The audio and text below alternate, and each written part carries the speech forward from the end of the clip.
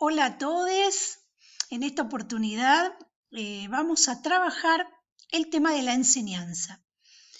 La enseñanza puede ser abordada desde múltiples dimensiones. De hecho, la didáctica general y las didácticas específicas o también llamadas disciplinares han puesto el acento en algunas de sus dimensiones en determinados momentos históricos, en determinadas épocas, ¿no? Nosotros hoy vamos a abordar los aspectos centrales de la dimensión de lo social, lo psíquico y lo instrumental de la enseñanza. Quizá lo primero que nos preguntamos es ¿qué es enseñar? ¿No? ¿A qué nos referimos cuando decimos que estamos enseñando? ¿No? ¿Y qué se pone en juego en la enseñanza? ¿Quiénes participan de ese proceso de enseñanza, como lo solemos llamar?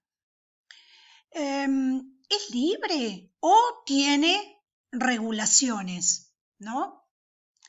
Cuando yo enseño, ¿el otro aprende? ¿Siempre aprende?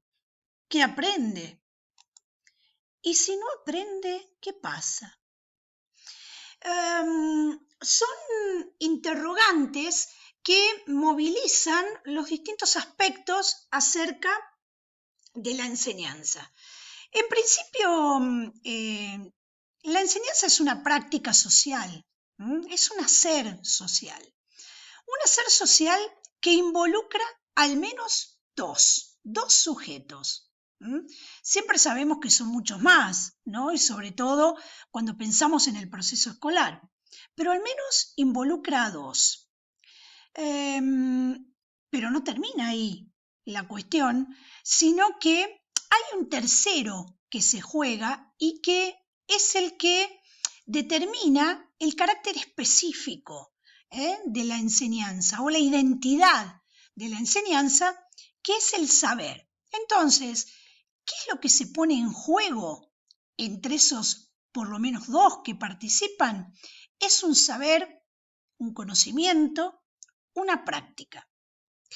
Se establece una relación, ¿no? Entre esos dos.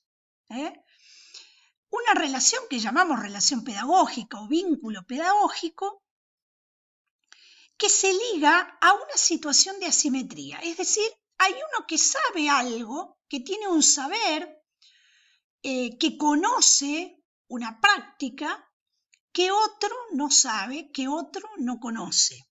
En el comienzo de ese proceso, esa relación que es transferencial y contratransferencial en términos psicoanalíticos tiene una temporalidad, ¿no? Entonces, a medida que se va desarrollando ese proceso de enseñanza, en el final, la idea es que dos sepan lo que al principio sabía solamente uno. Cuando pensamos en enseñanza, pensamos en que ese conocimiento o ese saber que se dispone no podría ser adquirido por sí mismo. Es decir, el sujeto que está en posición de aprendiente, ¿no? O de estudiante, bueno, no podría adquirirlo por sí mismo.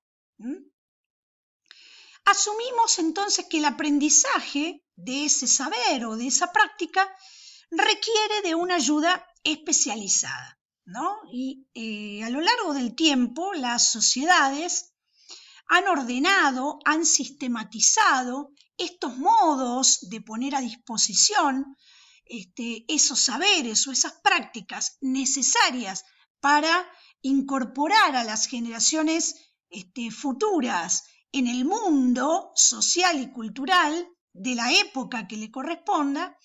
Entonces han sistematizado y han construido un oficio, una profesión especializada.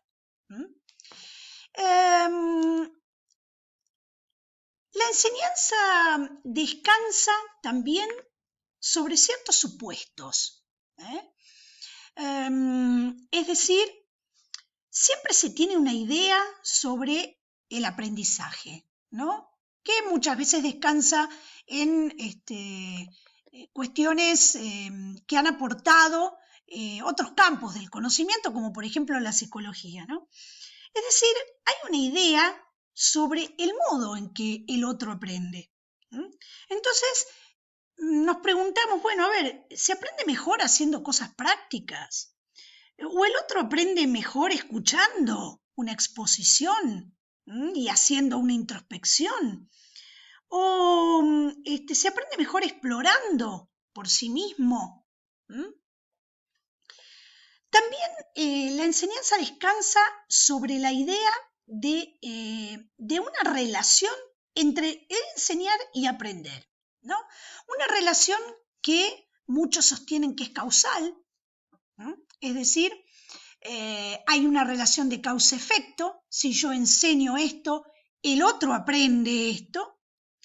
Una relación que para otros es una mediación, y en otros, digamos, sobre todo en la década del 70, sobre las críticas, digamos, a la escuela y a la educación, aparece la enseñanza como, o la relación entre enseñanza y aprendizaje como una relación negativa o de retirada, ¿no? Generalmente porque se ponía el acento en la dimensión o en el aspecto de la autoridad pedagógica, ¿no? Es como una crítica a la autoridad pedagógica. Esa relación entre enseñanza-aprendizaje era una relación de retirada. También descansa sobre la idea de que, bueno, a ver, la responsabilidad de la enseñanza está totalmente en el que enseña.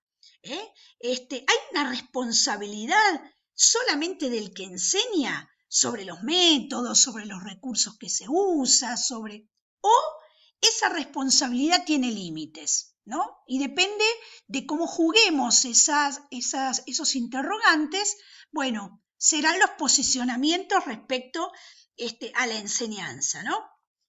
Y por otro lado también descansa sobre la idea de qué peso tiene la planificación o la interacción, ¿no?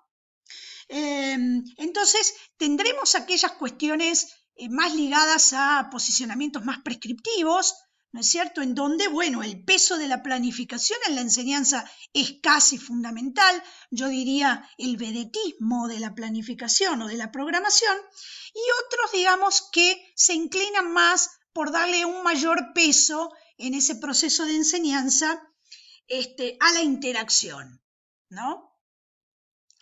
Preguntas del orden de lo instrumental o de lo técnico tienen que ver con, bueno, a ver, ¿qué se enseña? ¿No? ¿Qué es lo que voy a enseñar? ¿Qué decisiones tomo respecto a por qué enseño esto o pongo en juego este saber y no otro? ¿A por qué? Justamente voy a enseñar eso y no otra cosa. ¿A cómo lo voy a poner en juego ese saber? Y también en el para qué, ¿sí? En el para qué enseño. Para que los estudiantes desarrollen pensamiento, para que el que aprende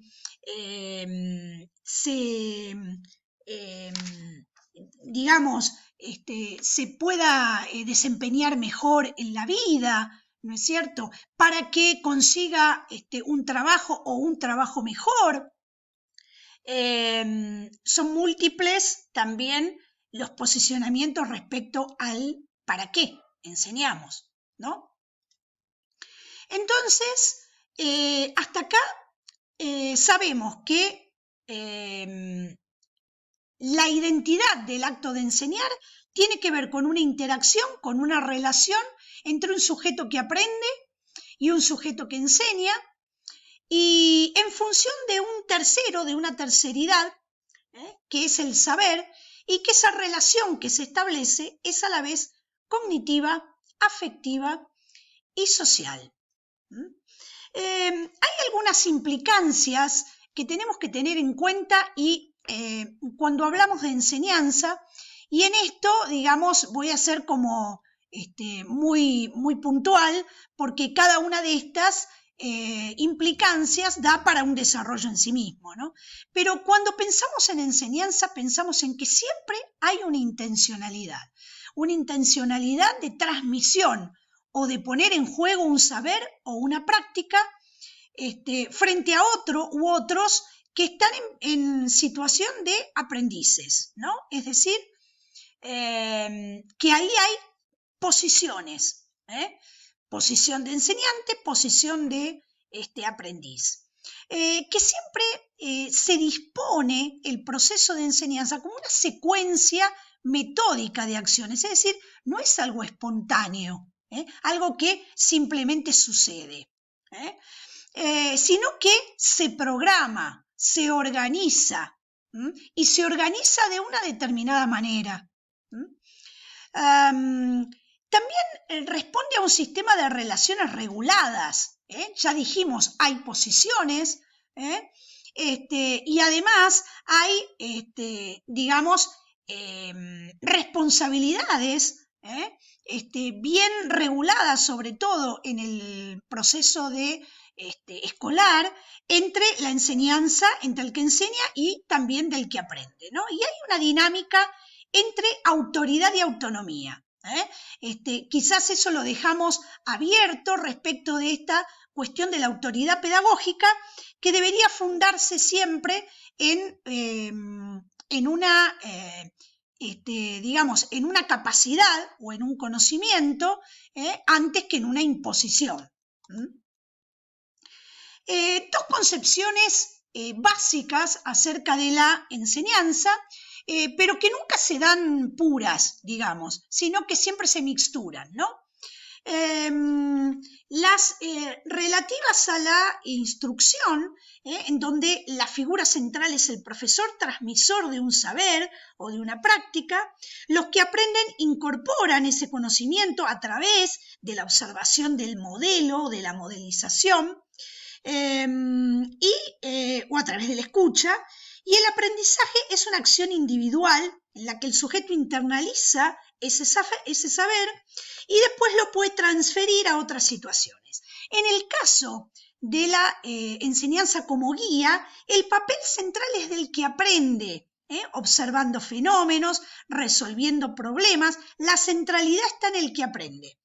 Y la enseñanza se piensa como una especie de andamio en la cual los sujetos elaboran el conocimiento en una secuencia progresiva de acciones, como habíamos nombrado anteriormente. Y el grupo aquí tiene un peso fundamental en la ayuda, en el aprender, y además el aprendizaje es producto de la acción colectiva. Cuando pensamos en la enseñanza como acto psíquico, tenemos que pensar en las representaciones. ¿Qué representaciones tienen los docentes acerca de los estudiantes, no? Bueno, no le da la cabeza, o le faltan una fila de ladrillos, ¿no? Como se escucha a veces en los pasillos, o son apáticos, ¿y qué representaciones tienen los estudiantes de sus profesores, ¿no es cierto?, de sus maestros, ¿verdad?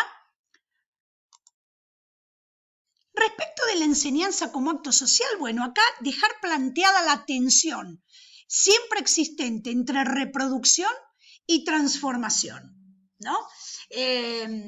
Reproducción de la estructura de clases, de la ideología dominante y de las significaciones de lo social que aparecen en lo educativo, mientras que la transformación, ¿no es cierto?, deja entrever las contradicciones, y la educación también genera sentidos sociales, ¿no? Un poco el tema del poder y de desocultar la supuesta neutralidad política de la escuela son acciones, ¿no es cierto?, que irían en torno a la transformación de la educación y del proceso de enseñanza. Hasta aquí lo que hemos podido avanzar o abordar. Quedan muchos interrogantes y espero y esperamos que ustedes puedan hacer los suyos, ¿no? Nos vemos en el encuentro del sábado.